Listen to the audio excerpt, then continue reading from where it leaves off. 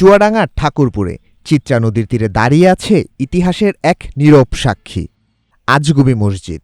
প্রায় ৫০০ বছর আগে সুদূর আফগানিস্তান থেকে ইসলাম প্রচারের উদ্দেশ্যে এ অঞ্চলে আসেন আফতাবউদ্দিন ওরফে আফু শাহ। সে সময় চুয়াডাঙ্গা ছিল রানী ভবানীর জমিদারির অন্তর্ভুক্ত। নদীপথে এসে তিনি চিত্রা নদীর পাড়ে নির্মাণ করেন এক গম্বুজ বিশিষ্ট একটি ছোট মসজিদ। আফু শাহর মৃত্যুর পর একসময় মসজিদটি নদীগর্ভে বিলীন হয়ে লোকচক্ষুর আড়ালে চলে যায়। বহু বছর পর নদীর গতিপথ পরিবর্তনের ফলে হঠাৎ করেই এই মসজিদটি আবার দৃশ্যমান হয়।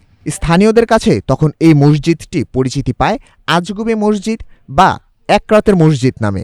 শুরুতে ৮ থেকে ১০ জন মুসল্লি একসঙ্গে নামাজ আদায় করতে পারতেন এই মসজিদে।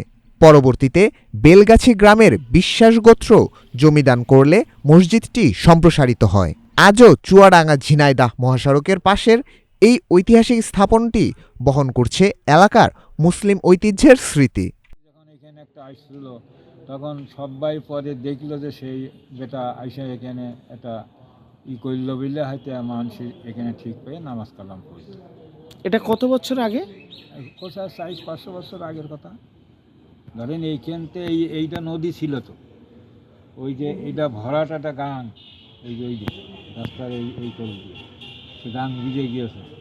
আবার এই যে এই মসজিদের ওই বাউন্ডারির এই পাশ দিয়ে একটা ছিল সড়ক, মানে অন্য লোক বলে সেই দেশে আর রপ্তানি